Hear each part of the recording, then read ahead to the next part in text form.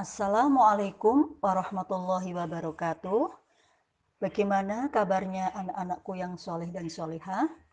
Semoga dalam keadaan sehat walafiat dan tetap semangat untuk mengikuti pembelajaran daring. Dan jangan lupa bersyukur kepada Allah Subhanahu wa Ta'ala atas nikmat-nikmat yang telah diberikan, sehingga di masa pandemi seperti ini, anak-anak masih bisa melaksanakan kegiatan pembelajaran walaupun dengan jarak jauh. Mudah-mudahan pandemi ini cepat berakhir dan anak-anak bisa melaksanakan kegiatan pembelajaran seperti semula. Amin. Materi yang akan Ibu sampaikan pada pagi hari ini adalah bab 3, Perkembangan Islam pada masa Khulafaur Rasyidin. Kompetensi dasar 3.5, menganalisis berbagai kemajuan yang dicapai umat Islam pada masa Khulafaur Rasyidin. Tujuan pembelajaran, peserta didik mampu menjelaskan prestasi-prestasi atau kemajuan-kemajuan yang dicapai pada masa Khulafaur Rasyidin. Yang pertama adalah prestasi Khalifah Abu Bakar Asy-Syiddiq. 1. Menumpas kelompok pembangkang. Setelah Rasulullah Shallallahu Alaihi Wasallam wafat, sebagian umat Islam mulai menentang kebijakan Nabi Muhammad Shallallahu Alaihi Wasallam. Mereka menciptakan ketidakstabilan umat Islam.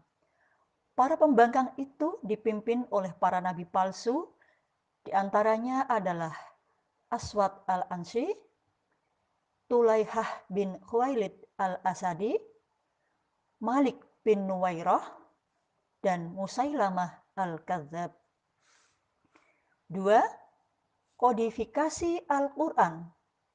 Ketika para penghafal Al-Quran banyak yang gugur dalam perang melawan para pembangkang, Khalifah Umar bin Khattab khawatir kehilangan Al-Quran. Beliau mengusulkan kepada Khalifah Abu Bakar Asy-Syiddiq untuk membuka Al-Quran. 3. Perluasan wilayah Islam. Setelah kondisi aman dan terkendali, maka Khalifah Abu Bakar Asy-Syiddiq mulai dengan misi dakwahnya, yaitu menyebarkan ajaran Islam ke daerah lain sebagai upaya pendekatan damai, bukan bentuk dari penjajahan. Yang kedua adalah prestasi Khalifah Umar bin Khattab. 1. Memperluas wilayah Islam.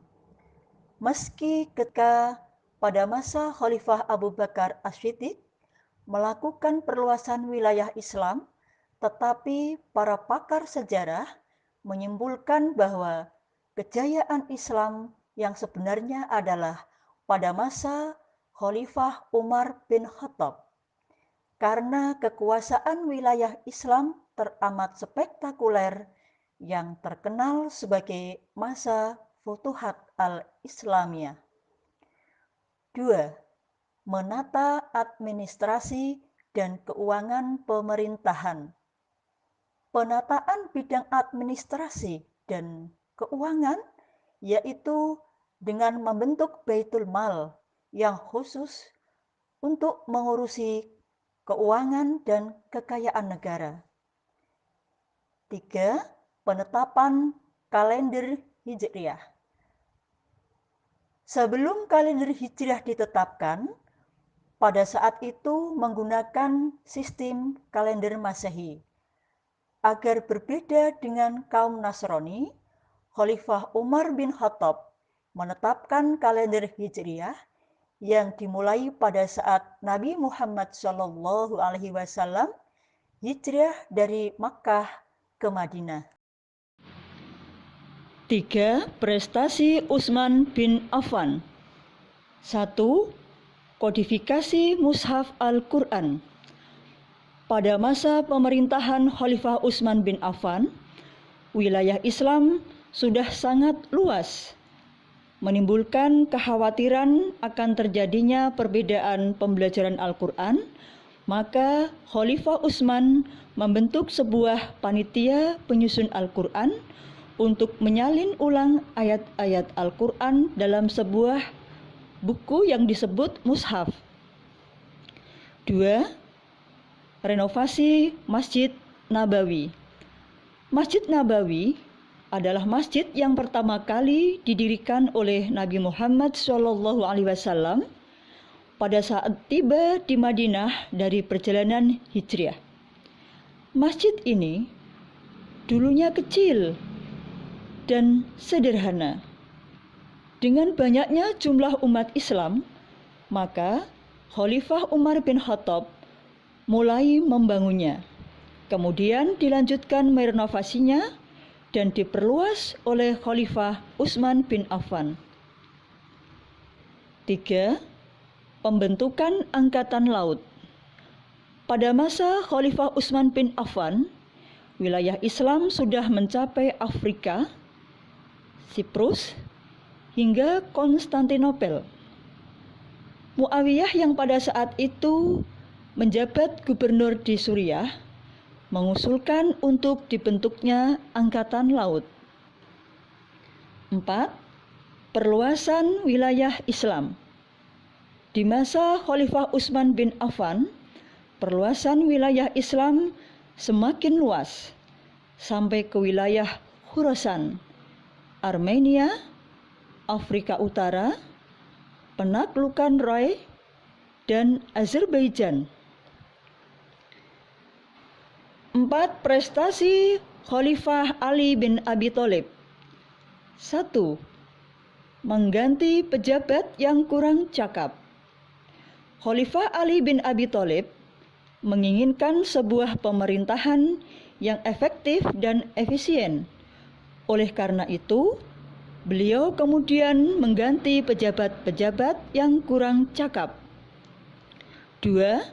Membenahi keuangan negara atau Baitul Mal. Pada masa Khalifah Utsman bin Affan, banyak kerabatnya yang diberi fasilitas negara. Khalifah Ali memiliki tanggung jawab untuk membereskan permasalahan tersebut. Beliau menyita harta para pejabat yang diperoleh secara tidak benar. Harta tersebut kemudian disimpan di Baitul Mal dan digunakan untuk kesejahteraan rakyat. 3. Memajukan ilmu nahwu atau ilmu tata bahasa. Pada masa Khalifah Ali bin Abi Thalib, wilayah Islam sudah mencapai India. Pada saat itu, penulisan huruf hijaiyah belum dilengkapi dengan tanda baca yang banyak kesalahan bacaan teks Al-Quran dan Al-Hadis. Untuk menghindari kesalahan yang fatal dalam bacaan Al-Quran dan Al-Hadis, Khalifah Ali bin Abi Thalib memerintah kepada Abu Aswad Ad-Du'ali untuk mengembangkan pokok-pokok ilmu nahwu atau ilmu tata bahasa. 4. Bidang pembangunan. Khalifah Ali bin Abi Thalib membangun kota Kufah secara khusus. Pada awalnya kota Kufah disiapkan sebagai pusat pertahanan oleh Muawiyah bin Abi Sufyan, akan tetapi Kufah kemudian berkembang menjadi pusat ilmu tafsir, ilmu hadis, ilmu nahwu, dan ilmu pengetahuan lainnya. Demikian pembahasan materi pada pagi hari ini. Semoga bermanfaat. Dan apabila ada kekurangan dan kesalahan, saya minta maaf.